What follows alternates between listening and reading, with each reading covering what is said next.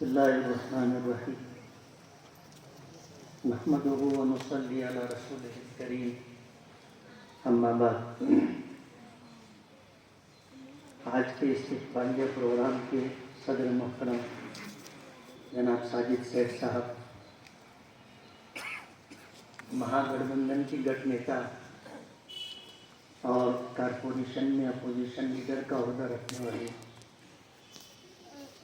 شان ہند صاحبہ، کارپوریٹر حضرات، معززین شہر اور حاضرین مجلس، میں سب سے پہلے لکی برڈ سوسائٹی اور اس علاقے کے تمام ہی جنتا دل سیکولر کے ورکر، یہاں کے بزرگ حضرات اور بچوں کا شکر گزار ہوں کہ انہوں نے آج یہ تقریب منعقد کر کے میرا بھی اور شان ہند صاحبہ کا بھی استقبال کیا۔ میں اللہ رب العالمین کا شکر گزار ہوں کہ اللہ تعالیٰ نے کام لینے کا فیصلہ فرمایا ہے، اور ہمیں اللہ کی رحیم و کریم ذات سے امید ہے کہ انشاءاللہ جو ذمہ داریاں من جانب اللہ ملی ہیں، ان ذمہ داریوں کو پوری کرنے کے لیے ہم پوری کوشش کریں گے۔ آپ یقین مانیے، مجھے توقع بھی نہیں تھی کہ اتنی بڑی سمیتی کے اندر مجھے لیا جائے۔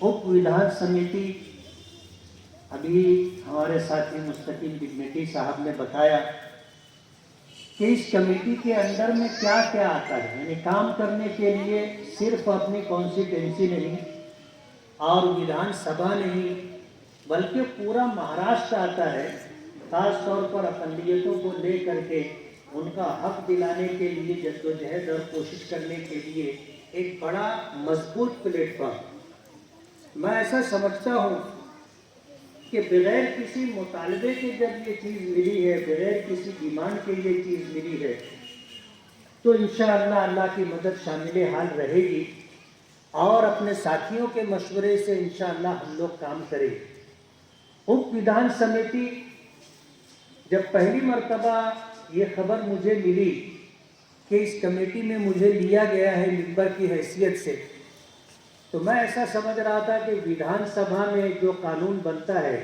ودھان سبھا ہو، یہ قانون ساز ادارہ ہے، یہاں جو قوانین بنتے ہیں یہ قانون اس سمیتی کے پاس آئے گا، اس کے نوک پلک درست کیے جائیں گے، دستوری اعتبار سے اس کی حیثیت دیکھی جائے گی، اس کے بعد فائنل ہونے کے لیے گورنر کے پاس اسے بھیجا جاتا ہے۔ لیکن جب اس تعلق سے معلومات ملی تو اندازہ یہ ہوا کہ یہ تو بہت بڑی کمیٹی ہے، اور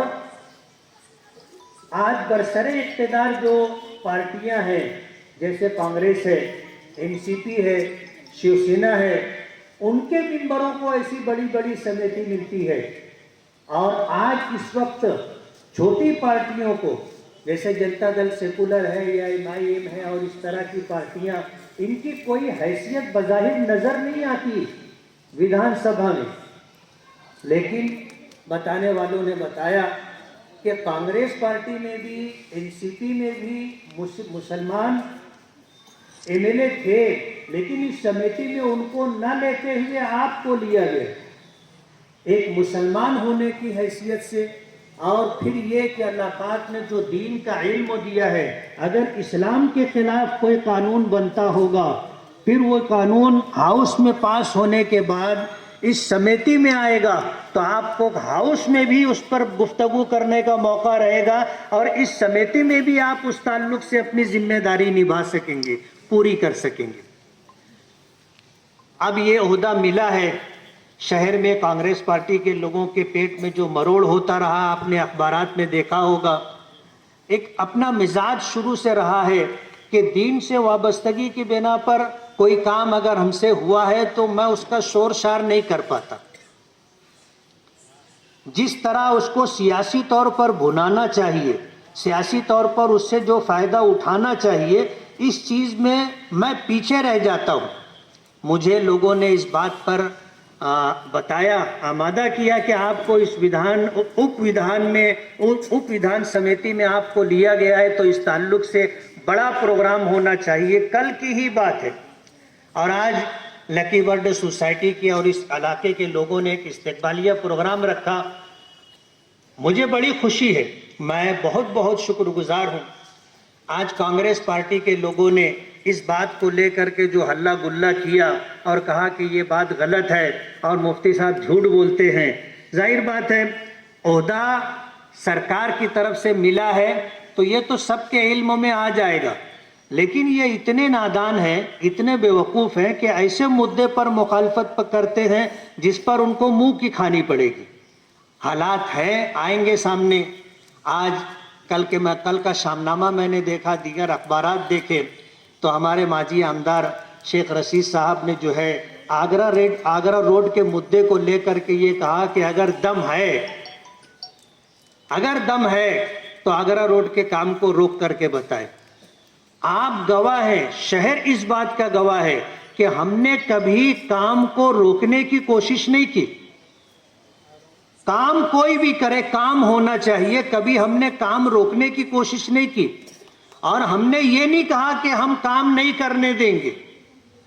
ہم نے بات یہ کہی ہے کہ آج کارپوریشن کے فنڈ سے اس روڈ کو بنانے کا پروگرام بنایا گیا ہے۔ جب سرکار اس روڈ کو بنانے کے لیے فنڈ دے رہی ہے تو آپ کارپوریشن کے فنڈ سے کیوں آگرہ روڈ بنانا چاہتے؟ کہتے نا کچھ تو ہے جس کی پردہ داری ہے، کوئی وجہ تو ہوگی کہ ہوتے کام کو کنارے لگانے کے لیے اس میں ٹیکنیکلی طور پر جو ہے دشواری پیدا کرنے کے لیے جو کچھ کیا جا رہا ہے۔ مالیگاؤں کی عوام اور مالیگاؤں کا پڑھا لکھا سنجیدہ طبقہ اس بات کو سمجھتا ہے کہ کون کام روکنے کی کوشش کر رہا ہے۔ ہم کام روکنے والوں میں سے نہیں ہیں، ہم تو یہ کہہ رہے ہیں کہ اگر آپ کے پاس ہے 9-10 کروڑ روپیہ تو مالیگاؤں کی 50 سڑکیں کام کے لیے آپ کا انتظار کر رہی ہیں۔ آپ وہ 9-10 کروڑ روپے سے مالیگاؤں کی کتنی سڑکوں کو بنا سکتے ہیں؟ بجائے ان سڑکوں کے بنانے کے لیے آپ یہ فنڈ پھر وہی آگرہ روڈ پر لے کر کے آ رہے ہیں، جبکہ آگرہ روڈ کے لیے سرکار فنڈ دینے کے لیے تیار ہے۔ بلکہ یوں کہنا چاہیے کہ سرکار نے ٹیکنیکلی طور پر ٹی ایس دینے کے بعد، ٹیکنیکلی منظوری دینے کے بعد اب صرف فنڈ پڑنا ہے، باقی کوئی کام باقی نہیں ہے۔